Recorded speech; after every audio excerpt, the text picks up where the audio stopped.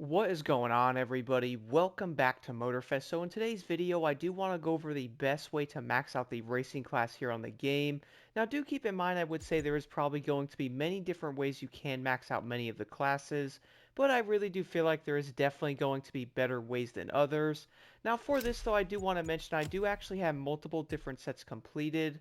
One of which is going to be a full Nitrochemist set running Pure and Iron Grip, which is probably going to be one of the best overall builds you can have for like the track type of events, which I will be doing more videos on this set in the future, so do stay tuned for that. But the other set I also do have is going to be a buck set here, which I also have not even used this one yet. I basically spent like $400,000 to at least have like the perfect roll on every single part here, so I will definitely have to test that one out here soon. But the favorite one, guys, is going to be a Loot Digger set for the main racing class here, and I would probably say it's most likely going to be the main set a lot of players do want. But if you are wondering, though, you do not have to have this set to go after like the main part sets in Motorfest, though. I would probably say it's going to be mainly based on RNG. I, funnily enough, managed to get a full chemist and a buck set without even having a Loot Digger set active. I basically was missing one part until insanely recently, where I was doing some of the events again.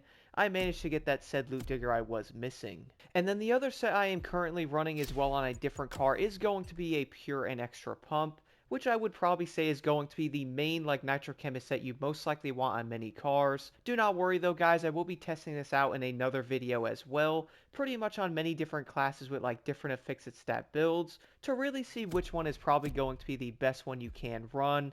And then finally, the last set I still do not have, which I honestly don't understand, is going to be a full score breaker here. So I'm obviously missing the brakes, and no matter how many races I actually do, I cannot get one. Hopefully in the future I may end up getting a score breaker set, but it really isn't going to be a big deal because I have so many of those sets already. Now, besides all that, going over my favorite sets I have gotten for the racing class here, guys, I do want to go over the best way you can level them up. Now, I would say a lot of people are most likely going to be going after maxed out set builds. That way they can compete in summits, so you are most likely looking for like the best races you can complete, and most likely get them done as fast as possible. But do keep in mind, we definitely know how the RNG in this game actually is, so you are most likely going to be here a while trying to get them. I also have a video planned for that, guys, where I go over how long it actually took me to get a full Nitrochemist set on every class. It's actually pretty insane. I am currently working on the Drift class right now, but if you guys are wondering, though, you can also do a lot of different events around the entire map, similar to like a Rally Raid truck. You can most likely mess around with a lot of different races if you did want to max them out that way. Funnily enough, I was basically doing a lot of different races around the entire map. Like, for example, I would go from like doing this race here, and then I would basically head over and do the 9/11 event, and then head over and do this one, and basically like back and forth go over to like a vintage garage. So if you really did want to like mix around the entire gameplay that way, I would actually recommend doing that. Would most likely help a lot with the entire like grind fatigue, which I would say a lot of these games most likely have nowadays. But a lot of my favorite events, guys, I'm going to name them off here right now. So the first one, definitely Masterworks over here, is awesome. Now, do keep in mind, though, a lot of the events I ended up doing to max out my racing cars are going to have AI in them. If you guys do not like dealing with the AI, which honestly I can't blame you, I would recommend doing the vintage garage races. Those seem to be insanely good, and you can actually do most of them with basically any of the vehicle classes, so that's great. And that way you also do not have to worry about the AI, but Masterworks is also going to be around at least 3 minutes even in a racing car. I have also noticed the AI in the level 5 difficulty, guys, in the racing events are honestly on something else. Like, they really are going to be insanely quick on many of these races. Even with a maxed out car with all gold parts, they are basically with you the entire time. And funnily enough, I basically never did any of these set events over here on the racetrack, but if you guys do want to, these are going to be longer events that are most likely going to give you more parts for that matter. But the other events I really did enjoy, so yes, I like the Masterworks here. I also basically did the event right here, which is going to be Bounty of Ewa, I would say tomato on that, but I did find this race insanely fun to do as well. As I did mention, though, these events are indeed going to have AI in them, so you guys are most likely going to be battling them to at least stay in first place.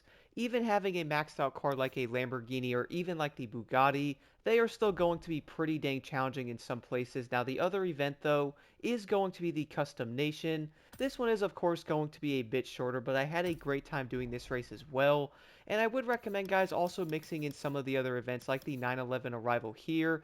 Now, I do have to admit, though, I really did not do the Arrival event that much in a racing car, but at least if you did want to mix around the gameplay, you can head over to an event like this and most likely do that one.